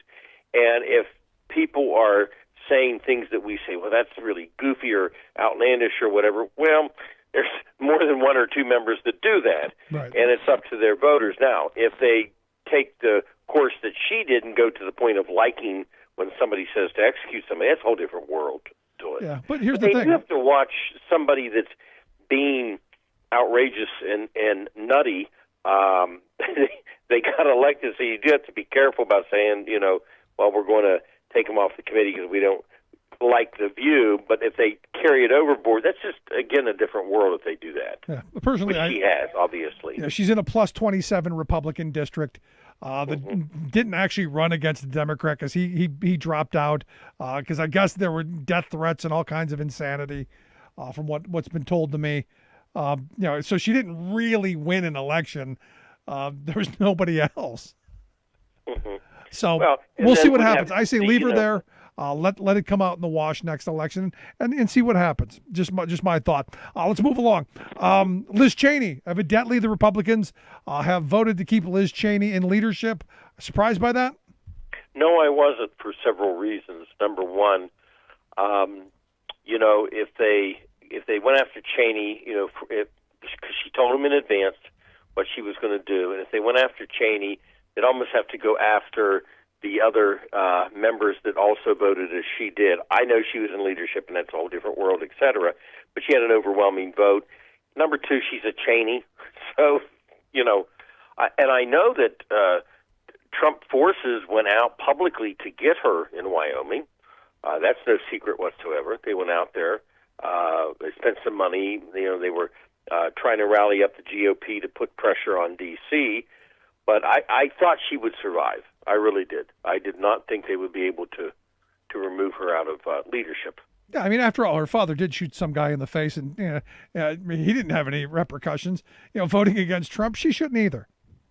Well, I don't think the worst thing he did was shoot somebody in the face as much as he propagated a war looking for weapons of mass destruction we still haven't found. So I'll get him for that category.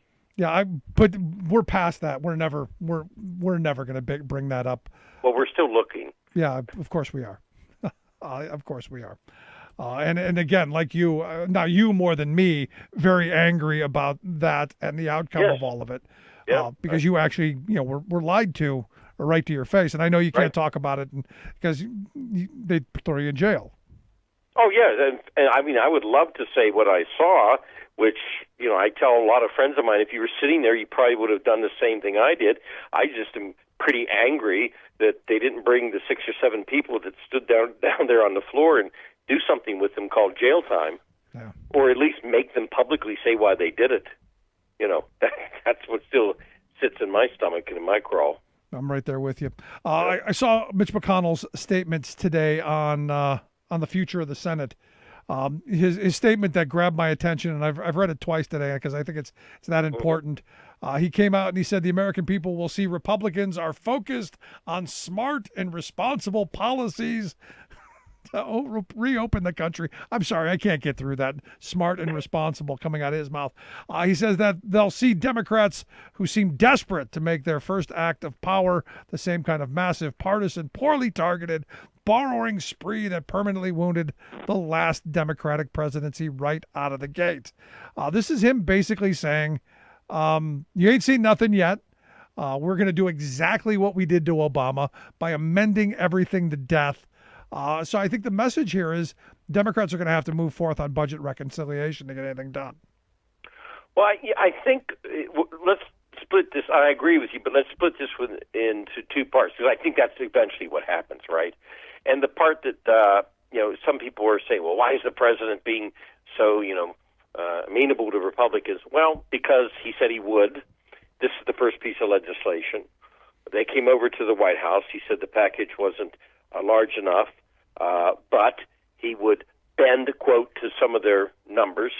So that's the president, and that's what the president said he was going to do, and he was going to be different than the previous president. So He's done that. Now, if in fact then the Republicans can't make an agreement, which if they make it with the president, then they've got to make it, basically with the Democratic senators. If they can't do that, though, then a decision has to be made. And that decision really is going to be within Chuck Schumer's realm, where the president then would say, I want to move ahead. And then Schumer would have to say, well, here's how we're going to do it. And we're going to do it by budget reconciliation. So I think the president's right in doing what he certainly is doing. But then again, Schumer, if he can't get an agreement through the president or himself or a combination of both, then he's going to have to make a decision. And it's going to be a big decision because it's the big one right off the bat. It's the COVID and stimulus plan. So I agree with you. If they don't get it one way, they're going to have to get it another. And they got to do it quickly because the longer this draws out, the more that they lose the steam. And my fear is and I said this at the beginning, get ready for what is going to be a master's class on gridlock and delay. McConnell is going to take us to school again, as he did in 2009 with the Recovery Act, which should have been, I think every economist now goes, should have been much larger. And I'm glad Biden has learned that lesson and has come out and said, we want something really substantial. For me, this is that moment where Democrats, I hope, have learned the lesson that happened in 2009 and just say, hey, we're extending the olive branch, but we're not going to let you beat us with it. Right, and you make a great point, which is also showing true. The power agreement that they're sharing, which is the 2001 that Trent Lott and Tom Daschle had. I was in Congress when that happened, in the Senate. They just came up with the agreement, and today is, into the first week of February. So McConnell staved that off, didn't he, for, X amount of days till he, got an agreement, which is mirroring the 2001. Now the impeachment's coming up. That takes another, X amount of days. And you're right. The longer this goes, the tougher it's going to be for Chuck Schumer. And then, of course, the tougher it's going to be for the White House. Yeah, because I've said I think Biden's got about 6 months. If things don't get substantially better in the next 6 months, they're already going to start organizing for 2022, obviously, which could be a bloodbath, and then the next 2 years are just a lame duck until 24. Right, and there's a lot of twists and turns, and Schumer is going to have to, if McConnell will not cooperate in some manner, and the big deals that are important, to the president and to America aren't satisfied, then yes, everybody will get in trouble. Now, they can point the finger all they want to say, well, McConnell's the obstructionist. It won't matter because people, and I've seen this happen to the Republicans, Rick. Yep. I've seen it happen to the Democrats. Well, we don't have enough votes in the Senate. Wait a minute. You've got 50 plus the vice president. That's what people will say. They will. They've done it with the Republicans in the past. No, and look, for me, I said from the beginning, the compromise should have been, if you want to filibuster something, if it really means that much to you, you hold the floor. None of this, everything needs 60 votes, because at some point, because I look at it from the perspective of labor law. In my lifetime, they've used that cloture vote to stop every bit of progressive labor legislation that's come through from the Carter era through Clinton, through Obama. It was all about they couldn't get through the cloture vote, so the Democrats didn't even really try. The cloture vote is ridiculous. It would be like saying that the House that normally needs 218 votes to pass a bill now doesn't. It needs more. Well, it's ridiculous. It should have been done away with. I don't care who was in control of the Senate years ago. It should have been done away with. And I love how the Senate builds this drama. It's the nuclear option. Please, it's the Democratic option. One vote is the majority. If you got 50 plus one, guess what? But I love how they build it. That's the nuclear option. No, it's not. They just need to do it. Get rid of cloture once and for all, and it'll do everybody a favor for the next 50 years. Yeah, I mean, but the problem is you've got a very conservative Democrat from one of the poorest states in the country who's holding it up. Right. Well, yes, I mean, Senator Manchin, and there'd be a couple other senators would go with him, probably three others, but for them too, it's not even. I think it's a little bit even beyond philosophy. I mean, this is a very powerful position to be in. for them. No, but here's the thing, and this is where you've worked under under Newt Gingrich and under Tom DeLay when you were in Congress. They knew how to sweeten pots. They knew how to twist arms. They knew how to get what they needed. There are no Democrats who know how to do that. Mm-hmm. Yeah, they did. I mean, as much as DeLay was all over the place, he was the whip. He could count the votes. He used the hammer. If they didn't get 2 or 3 here, they got 2 or 3 there. They didn't get some of them, they went across the aisle and got them. Yeah, I mean, in my view, he was a criminal, but it is what it is. But he knew how to get the votes. He sure did. And in the Senate, like I said, at some point in time, Schumer has to deliver. And if he's got problems with a couple of the senators, either has to find 2 other votes, on the other side of the aisle. He's got to deal with those senators to get the agenda through. Yeah, it just is what it is. But so there's a lot of twists and turns. It's going to be fascinating to see, what will happen. And I hope that they realize that the control of the Senate and the future of what they believe in is going to be depending on how they run it now. Yeah. See, I think the Democrats have to get their in order, and I think they got to push through on a very, very large stimulus, or they're calling it a rescue package. I think they have to get this. And look, if we spend a little extra money that gets wasted here or there, especially if you're giving it to people, through larger subsidies so that they can pay their bills, put food on the table, spend it in the local economies, I don't think that's a bad thing. I think it's going to help us long term. If we cheap on the front end, this could be a very long path towards recovery down the road. Right, because if we want recovery, the vaccination program, the money for COVID, et cetera, it's got to be there. Look at Ohio. Ohio did not have to dip into the rainy day fund because of the Fed. There's other states like that too. And if they get, don't receive enough money, then they go back on their own citizens. The states do. They have to do something. So the Fed helps in that way too. And let's face it, at this point in time, after what's been spent, who is going to argue about too much cost in a stimulus plan? Because we don't. If we don't do this, we don't get on our feet. And this is where I go back to. Later, we don't get on our feet. Right. This is where I go back to McConnell's statement of Democrats want this massive, partisan, poorly targeted borrowing spree. No, they want to get money into people's pockets so that they can survive through this horrible time and get to the other side. Yeah, it's just, it's going to be interesting. To repair the economy. Yeah. So last question. Tomorrow, how are we expecting the Taylor vote to go, the Green vote to go? Well, this is going to be a precarious situation for some of the Republicans, obviously, because they don't want on record. So I don't know if they'll, vote absent, which we call the duck pond, or if, some will obviously defend her. But it's going to be a hard position to defend, especially, again, if she doesn't apologize. Now they can say, well, she apologized to us. They could use that as a form of cover. I don't know. I mean, it's going to pass unless she does something publicly beforehand. Then I would say that it may not pass. Yeah, I'm of the mindset that if it's purely partisan, they shouldn't do it. They shouldn't martyr her, and I think that's a mistake. But again, that's my view. And we'll see what the powers. I think it's a tough path to go down, and I don't understand why they didn't let it sit into the lap of the Republicans to do something about it. And if the Republicans didn't do something about it, it becomes their problem. Exactly.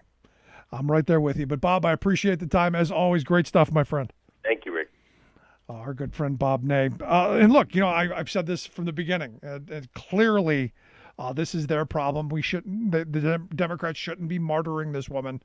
That they should have had to deal with it. And look, there's part of me that hopes that a couple of Democrats at the end go, there are no Republican votes. We're not taking her off this stuff. We're not going to be responsible for that. That's their dealing.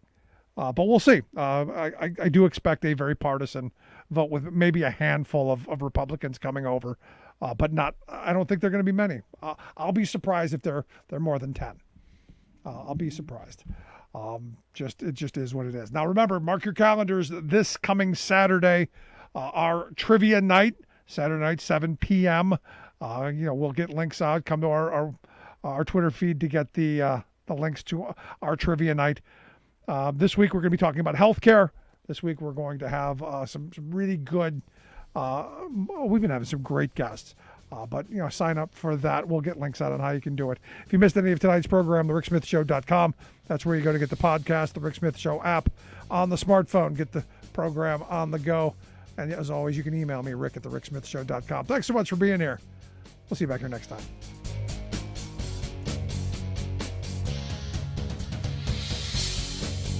You've been listening to The Rick Smith Show.